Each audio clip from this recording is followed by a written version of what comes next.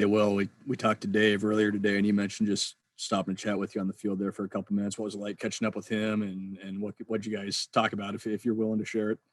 No, yeah, it was good to see him. I mean, with Coach, every time we see each other, it's just, catch up a little bit. How's the family doing? Talk about our seasons a little bit. And he was just we're kind of talking about the ballpark a little bit, and just kind of about how their season went in the tournament and those type of things. So both watched each other's games a little bit this year, and just, congratulated and just good to catch up. Good to see him. Evan. Hey, Will, I guess, first of all, how much thought went into deciding to start Cade on Friday, or was there much dialogue in that? Yeah, our first initial thought was keep it the same.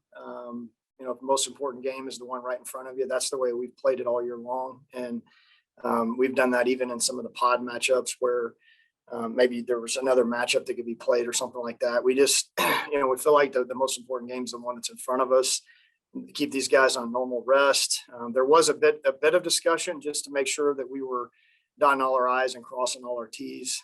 But really, at the end of the day, we were all very convicted in the fact that we needed to keep Povich on Friday. I was going to ask you too, there are teams in your regional and kind of around the country this weekend that maybe have had to make roster adjustments because of what happened in conference tournaments last week. From your guys' perspective, I guess, how healthy is everybody? How rested is everybody heading into this thing to do what you guys want to do?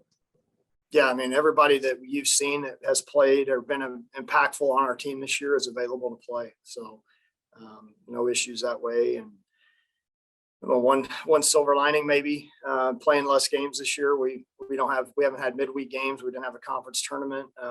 We've had a chance to hit the reset button each and every week after some weekends where, it does become a grind when you play 44 conference games where they all matter. And we've been able to hit the reset button each week and keep the guys fresh and keep them off their feet a little bit. And I don't see anybody with any signs of slowing down, and everybody that's played and been impactful will be ready to rock. All right, let me know if you've got more questions in the chat. Michael, did you have a question? Yeah, I do. Will, you kind of mentioned the pod setup that you guys had to deal with this year. Does that experience, I guess, maybe help you once you get into the regional setting with maybe having to use guys in different roles than you would normally?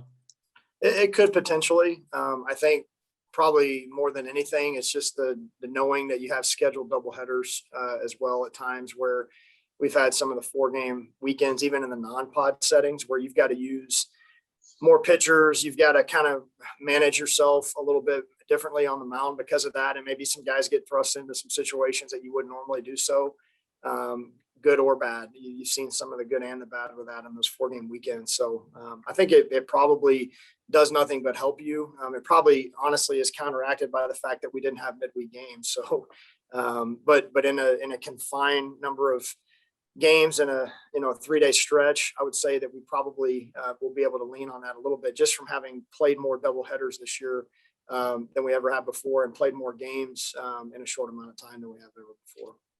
One quick follow-up, I guess, with the pitching discussion, is this a weekend where maybe you look at Spencer in a bunch of different roles, maybe if things kind of call for it? No doubt. Yeah. I mean, he's been one of our best pitchers. So we need to maximize his innings over the course of the weekend. And whatever that scenario presents itself, he's ready for it. He's extended out. I mean, he's thrown 70 pitches in an outing before. He's thrown 6 pitches in an outing before. He's bounced back and thrown multiple days in a row. He's not going to hold anything back at this point, and obviously short of anything that would put his health in jeopardy, he's going to be ready to pitch in a variety of different situations, whatever might arise. Kevin? Hey, well, what's the mentality of your team, now that you guys down there in Fayetteville and you're a day away from opening up the tournament? How would you describe your team's attitude, and what's the level of excitement?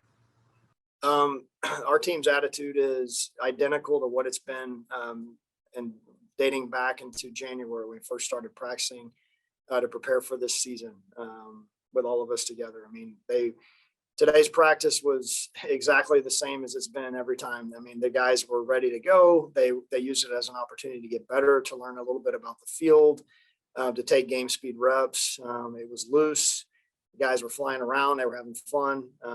It's just what this group is. It's what you would hope every group would be going into, no matter what game it is. And then those are the things that we've talked about all year long, is hopefully to prepare us for a weekend like this, where we go about our business the same way in an indoor practice in the Hawks indoor facility in January as we do early June, preparing for a regional. Evan?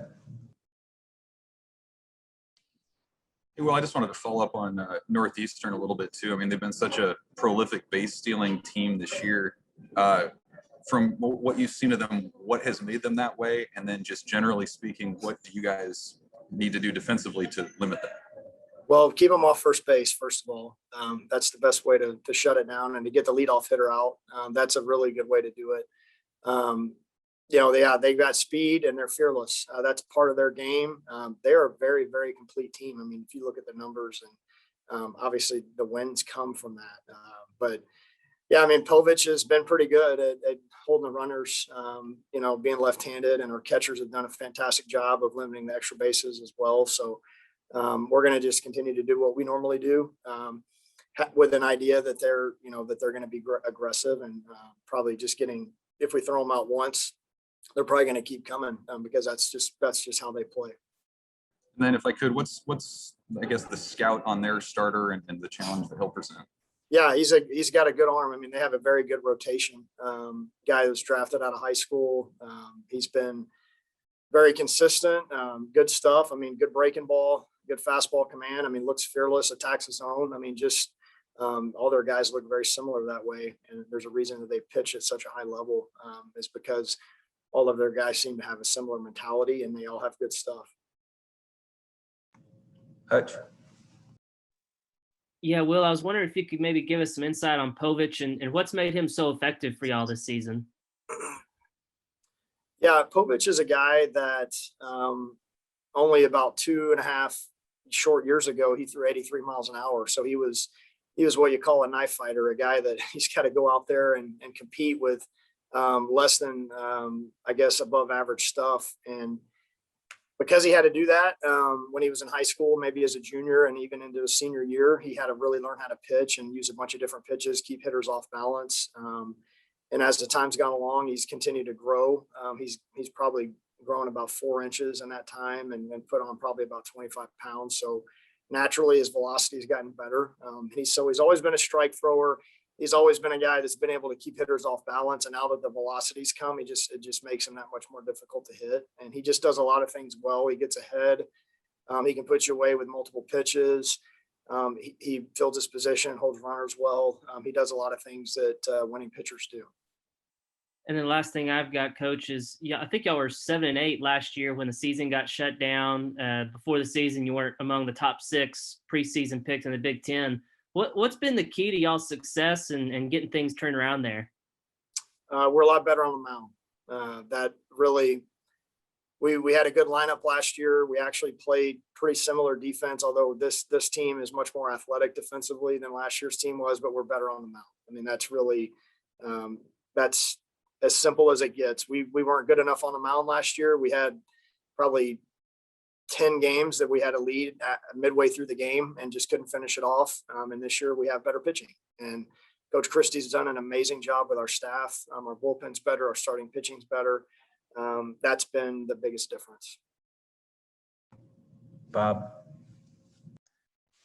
Hey, Will, how you doing? I cover Arkansas here for the Arkansas Democrat Gazette. I know you're focused on Northeastern, but I wanted to ask you, Dave said you guys interact during the year, and Arkansas went 28-6 against teams in the field, which is kind of mind-boggling.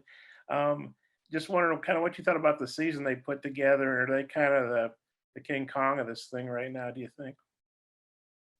Well, Coach Van Horn is a very, very good coach. He has a very, very good staff that works for him.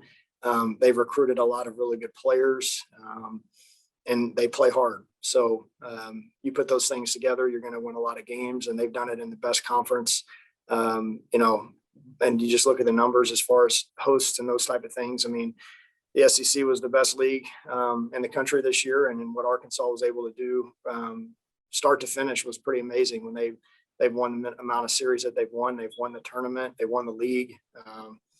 He's got it rolling, and that's what you got to do. You got to have good players, you got to have good coaches, and you got to play hard, and you end up getting a lot of breaks when you do that. You make your own breaks when you do that, and Arkansas is a really good team, and Coach Van Horn is he's one of the best in the business.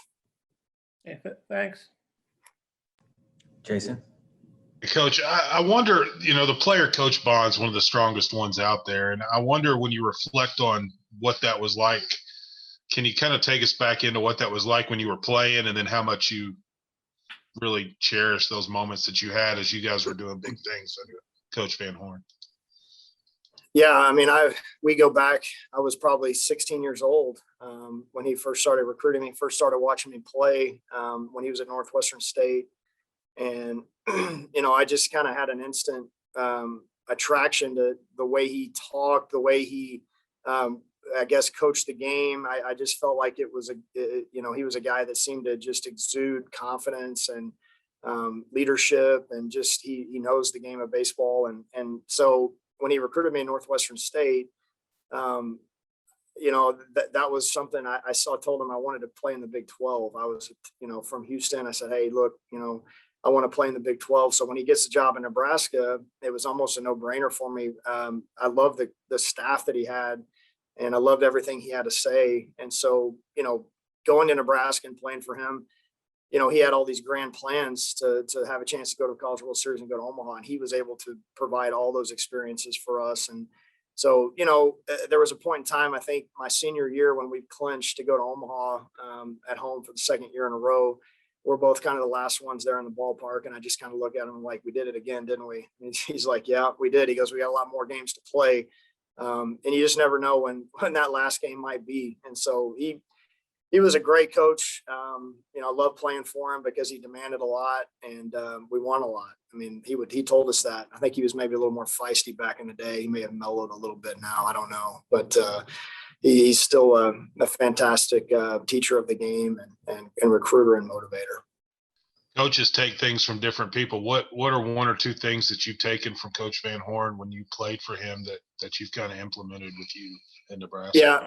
I would say the recruiting piece of it for sure, just how aggressive and just how important he made that known pretty quickly when I started getting into coaching, was that you're only going to be as good as the players that you recruit.